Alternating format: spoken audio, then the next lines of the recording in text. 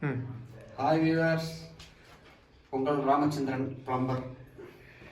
இப்போ ஜாக்வார் பிராண்டில் 4-வே டைவேட்ரு தெர்மோஸ்டேட் உள்ளது. இது பார்த்தீங்கன்னா பாடி கான்செப்டோடு இருக்கிறது. 4 பாடி கான்செப்டு, ஸ்பவுட்டு, மேலே சவர், ஓவர் ஹெட் சவர்னாக்கா சென்டரில் வரும் ஸ்கொயராக. 2க்கு 2 வைக்கலாம். 2க்கு 2 வச்சிங்கனாக்கா கம்ஃபர்டபுளாக இருக்கும். இது பாடி கான்செப்டு. 4 சைடும் ஸ்பவுட் வரும். மசாஜர் இதுக்கு பேர். இது பார்த்துக்குங்க. இந்த இதில் வந்து எப்போவுமே இன்லெட்டு ரைட் சைடு பச்சை தண்ணி எப்போவுமே கொடுக்கணும்.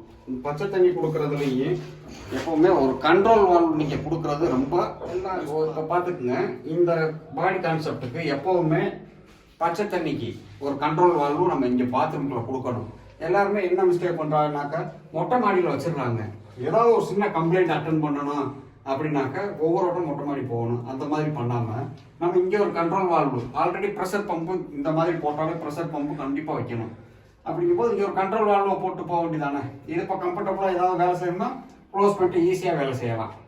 ரெண்டாவது பைப்பு பார்த்துருக்கு, எல்லாமே சிபிவிசி பைப்பு தான் போடுறோம். நம்ம எங்கேயாவது பிவிசியோ இல்லை ஜிஏயோ எதுவுமே நம்ம யூஸ் பண்ணல, ஒன்லி பிவிசி பைப்பு தான். அதனால பயப்பட தேவையில்லை. சவருக்கு எல்லாமே எல்போவெல்லாம் முடிஞ்ச அளவுக்கு குறைச்சிட்டு நம்ம இந்த மாதிரி சூப் போட்டு நம்ம பண்ணோம் அப்படின்னாக்கா இன்னும் கொஞ்சம் ப்ரெஷர் கூடுதலாக கிடைக்கும். இந்த பாடி கான்செப்டில் பார்த்துக்குங்க, எப்போவுமே வந்து ரைட் சைடில் எப்போவுமே பச்சை தண்ணி கொடுக்கணும், லெஃப்ட் சைடில் வந்து சுடு தண்ணி கொடுக்கணும். அதுக்கு மேலே இது வந்து இதுதான் கண்ட்ரோல். இதில் வந்து நம்ம ஹாட் வாட்ரு, கோல்டு வாட்ரு சென்டரில் வச்சோம்னாக்கா 2 மிக்சிங் ஆகுறது. அதுக்கப்புறம் நம்ம ஸ்பவுட்டுக்கு வேணும்னாக்கா ஸ்பவுட்டுக்கு ஆப்ரேட் பண்ணுறது, பாடி கான்செப்டுக்கு ஆப்ரேட் பண்ணுறது, அடுத்து சவருக்கு ஆப்ரேட் பண்ணுறது மேலே இருக்கும் யூனிட்டு. இது பட்டன், இதுதான் தெர்மோஸ்டேட்டிக்ன்றது. இது வந்து ஸ்பவுட்டுக்கு வரக்கூடியது. ஃப்ளோரிங்லேருந்து கரெக்டாக 2 அடி வச்சிங்கனாலே உங்களுக்கு சரியாக இருக்கும். அதுக்கு மேலே வச்சிங்கனாலும் செட் ஆகாது.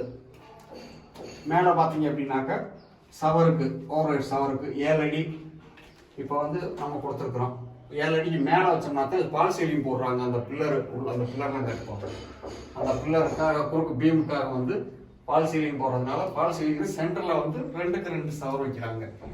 அப்படி வைக்கும்போது இந்த மாதிரி கொண்டு போய் மேலே வச்சிட்டோம் அப்படின்னாக்கா நல்லாயிருக்கும். ரெண்டாவது பாடி கான்செப்ட். பாடி கான்செப்டுக்கு வந்து பார்த்துக்கோங்க, இப்படி மேலே ஸ்ட்ரெயிட்டாக எடுத்து இப்படி பிரிக்கிறோம்.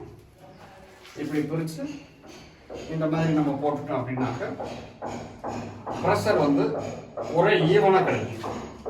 அதுக்காக தான் இந்த மாதிரி நம்ம இது பண்ணுறோம் 2 சைடுமே. இதுதான் இதனுடைய கான்செப்ட். இதை பார்த்துக்குங்க. இது சர்வீஸ் எல்லாம் வந்து ரொம்ப எளிமையானது. இதுல எல்லாம் கம்ப்ளைண்ட் அவ்வளோ சீக்கிரம் வராது. ரெண்டாவது ஆசிட்டுகளை பாத்ரூம்குள்ள யூஸ் பண்ணுறது தவிர்த்துக்கங்க. ஆசிட் யூஸ் பண்ணாலே ஃபிட்டிங்ஸ் எல்லாமே கருத்து போகும். அதனால சொல்கிறேன், நீங்கள் சாதாரண வெறும் துணியில் டெய்லி தொடச்சி விட்டீங்கனாலே பளிச்சுன்னு இருக்கும். வேறு எந்த ஒரு கெமிக்கலுமே யூஸ் பண்ணாதீங்க. எவ்வளோ சால்ட் வாட்டராக இருந்தாலும் டெய்லி வாஷ் பண்ணிங்கனாலே எல்லாமே நல்லா தான் இருக்கும். Okay, thank you.